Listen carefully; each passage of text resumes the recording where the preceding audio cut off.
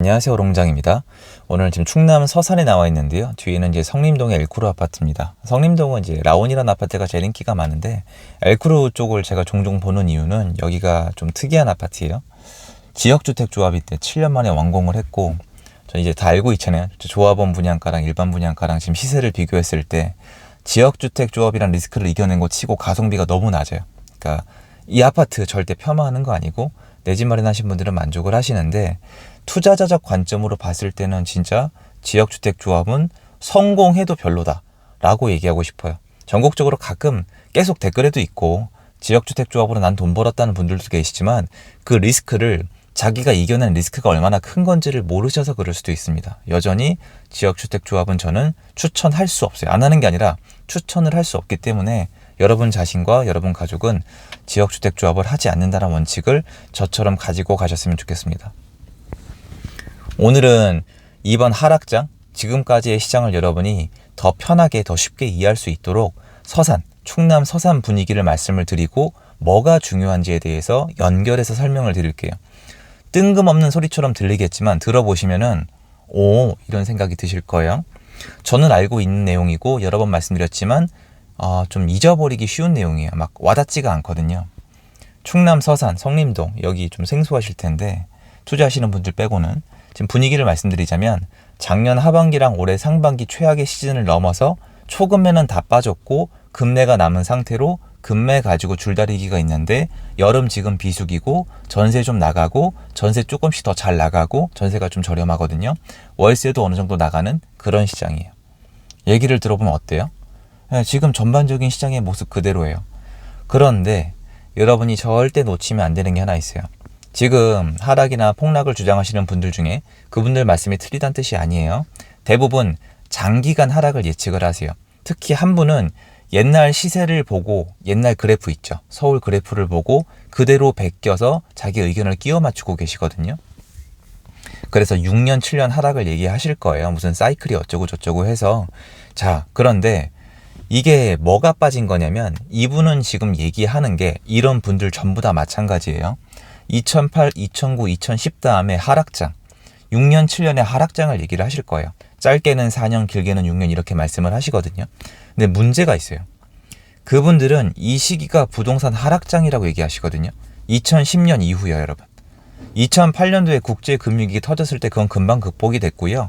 2009, 2010년까지 혼조스였다가 2010년 이후로 안 좋아졌어요. 그래서 시장이 2011, 2012, 2013 요 사이가 서울은 진짜 안 좋았거든요. 그런데 우리가 놓치는 게 하나 있어요. 뭐냐? 이때 전국이 다 떨어진 게 아니라는 거죠. 경상도 쪽이나 부산이나 울산이나 이쪽을 찾아보시면은 이 시기에 서울이랑 완전 다르게 움직였습니다. 무슨 말이냐? 수급의 영향이 상당히 컸다는 거예요. 국제금융위기는 2007, 2008의 영향을 많이 미쳤고 2009, 2010을 넘어서 그 다음 시장은 수급의 영향을 많이 받았다라고 판단하는 게 맞습니다. 왜냐하면 그 전에 꺾인 시점이 잠실의 대량 입주가 있었거든요. 그러면 지금 시장이랑 비교하면은 제가 방금 충남 서산 얘기해드렸죠. 분위기가 전국적으로 이런 분위기가 걸렸어요, 지금. 여러분 전라도, 경상도, 충청도 가보시면은 지금 제가 말씀드린 거 거의 그대로예요. 약간의 온도차가 있을 뿐이에요. 왜 이럴까요? 제가 여러 번 말씀드리지만 지금 전국 시장은 거의 똑같이 움직였어요. 물론 지금 회복 속도가 유난히 빠른 곳이 있어요. 거기는 급하게 싸게 팔 사람이 없는 것 뿐이에요. 근데 전반적인 시장을 보면은 지금 흐름이 비슷합니다. 그럼 흐름이 비슷했을 때가 언제냐? 이게 중요한 거 아니에요, 여러분? 흐름이 비슷했을 때, 전국이 똑같이 움직였을 때가 있고 전국이 다르게 움직였을 때가 있을 거예요. 제 말은 하락장을 말씀드리는 거예요. 하락장에서 전국이 똑같이 움직였을 때는 IMF 때입니다. 97, 98 IMF가 터졌을 때 전국이 다 내려갔어요. 2008년도 이후의 하락장은 전국이 다 내려간 게 절대 아니에요. 심지어 전세가는 상승했어요.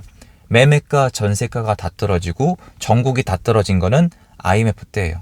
2003, 2004 카드 대란 말씀하시는 분도 계신데 그때도 전국이 똑같이 움직인 건 아니에요. 근데 국제금융위기 때보다는 커플링이 됐었죠.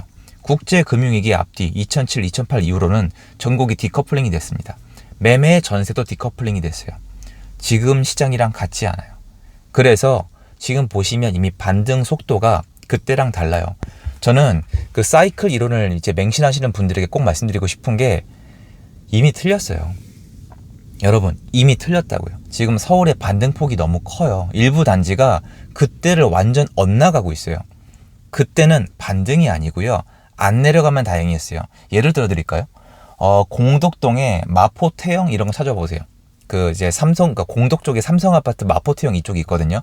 거길 찾아보시면은 국제금융위기 이후에 안 내려갔어요. 서울에 역세권에, 특히 서울이나 수도권에 똘똘한 24평 아래쪽은 안 떨어졌어요. 그때는 요런 게 버텼거든요. 버티면 다행이었는데 지금은 반등을 세게 해요. 잠실이나 뭐 강동구나 아니면 성남이나 송파 쪽이나 가보시면은 반등이 세요. 몇 억씩 상승을 했거든요. 예전 그때는 이런 게 나오지가 않았어요. 그럼 이런 게 어디서 나왔었냐? IMF 끝나고 나서 이렇게 됐었어요. 그러니까 여러분이 사이클을 믿고 싶으시면은 그 사이클의 비교 대상이 되는 그때 얘기 들어보세요. 사이클 얘기 꼭 나와요. 그때 2008, 2009, 2010 이후에 막 4년, 5년, 6년 얘기하는데 이미 틀렸어요. 여긴 왜 이래요? 그러면 충남 서산은 많은 분들이 관심 있는 곳이 아니에요. 여기 다시 올라가려면은 투자자들이 좀 들어와야 돼요. 어떤 부동산 얘기를 하는 사람도 과거 데이터에서 자유로울 수 없어요. 부동산은 그렇게까지 복잡한 생태계가 아니에요. 비슷하게 돌아왔는데 과거의 어떤 시점과 비교를 하지 않고는 미래 예측이 안 되는 영역이거든요. 그러면 어디랑 비교하는지 한번 보세요.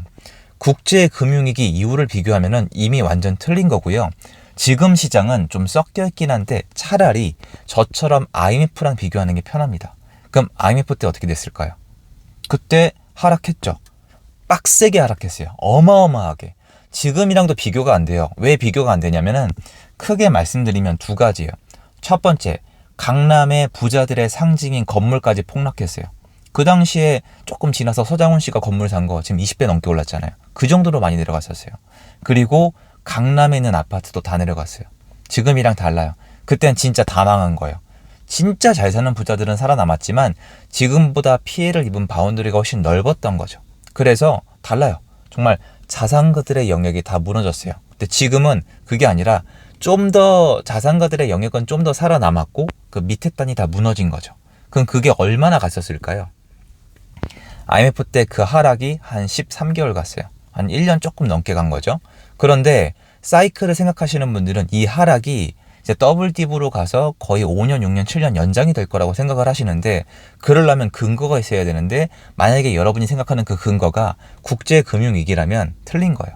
지금은 똑같이 비교하는 건 불가능하지만 시장의 움직임은 좀 덜한 IMF가 맞습니다. 그때는 13개월 떨어졌으면 지금은 작년 6월, 7월부터 본격적으로 하락을 했으니까 지금 다 지나간 거예요. 그리고 보세요. 이제 앞으로 신문기사랑 뉴스랑 언론을 보세요. 데이터를 보세요. 데이터, 현장은 돌아선 지 반년 넘었고요. 이건 제가 가서 확인해서 영상 다 올려드렸잖아요. 현장은 이미 그 하락 공포장 돌아선 지 반년 넘었고 그리고 이제 데이터가 나오기 시작한 것도 몇 달 지났고 언론도 얼마 전부터는 완전 태도를 바꾸고 있거든요. 그리고 이제 마지막으로 이걸로 먹고 사시는 시중의 전문가분들, 여러분이 다 알고 있는 유명한 분들 있잖아요, 몇 분. 그분들 이제 태도 바꿀 거예요. 이런 식으로 옛날에 돌아갔었거든요. 그리고 나면은 이제 깨우치실 거예요. 아, 시장이 그 더블딥 긴 사이클로 하락하는 게 아니라 예전처럼 완전 한국의 어떤 경제 위기가 와서 폭탄을 한번 맞고 지나간 것처럼 회복을 한 거구나. 그런 다음에 좀 살아납니다. 그러니까 예를 들어서 여기 와 있잖아요. 여기는 좀 여기 아파트 가지고 계신 분들께는 좀 죄송하긴 한데 약간 끝단 시장이에요. 충청도긴 한데 좀 더 태안이나 아니면 서산은 좀 더 멀잖아요. 여기는 나중에 부동산 시장이 좀 활성화가 돼서 아니면 좀 여러분이 지금 취득세 절대 안 풀어주고 다주택자 절대 안 풀어줄 것 같은데 저는 그렇게 생각하지 않아요. 시간이 걸릴 뿐이고 풀어줄 이유가 생기면 풀어줄 수밖에 없는 거지 풀어주는 게 아니에요. 그때가 돼서 한국 부동산 시장의 유동성이 좀 돌고 투자자가 돌아다니게 되면은 여기도 예전처럼 다시 한번 상승이 일어날 수가 있겠죠. 좀 인내의 게임인데요. 지금 이미 방향은 어느 정도 정해지고 있거든요. 예전이랑 같아요. 그래서 여러분이 만약에 예전에 그 하락 이후의 시장을 대비하기 위해서 공부를 하고 계시면은 국제금융위기란 단어 2008년도 이후의 시장뿐만이 아니라 2008년도 이후를 공부하고 싶으시면 전국을 다 공부해 보세요. 그러면 제 말대로 전국이 똑같이 움직인 게 아니고 매매 전세가 다르게 움직였다는 걸 한눈에 보실 수가 있을 거고 그리고 여기 지금 시장이 여기 전국까지 똑같은 움직임을 보셨을 때는 이게 IMF 때처럼 전국에 폭탄을 맞은 거니까 그때 이후에 시장이 어떻게 되는지 살펴보세요. 지금 얼마 전에 저도 계속 이제 KB 이제 그래프 만들어 보면은 그래프 모양이 IMF 때 이후랑 국제금융위기 이후랑 언제랑 비슷한지 보면은 이미 국제금융위기 이후랑은 다르고요. IMF 이후랑 비슷하게 가고 있습니다. 그거 나중에 제가 시간 되면 한번 좀 정리를 해볼까 합니다. 그래서 전 여러분이 지금 전국 시장에 대해서 이해하고 있는 게 어느 방향인지 좀 걱정이 되거든요. 그러니까 사이클론인지 아니면은 과거랑 어디랑 대조하고 있는지 좀 걱정이 되는데, 저는 완전히 똑같지는 않지만 차이는 있지만 국제금융위기 2008년도 이후가 아니라 IMF 이후를 비교했을 때 전국적으로 다니면서 보면은 차라리 여기가 더 실마리가 맞다라고 말씀을 드리고 싶고, 그래서 향후 시장을 다른 영상에서 말씀드린 것처럼 보고 있다라고 정리하고 싶은 거예요. 도움됐으면 좋겠습니다. 감사합니다.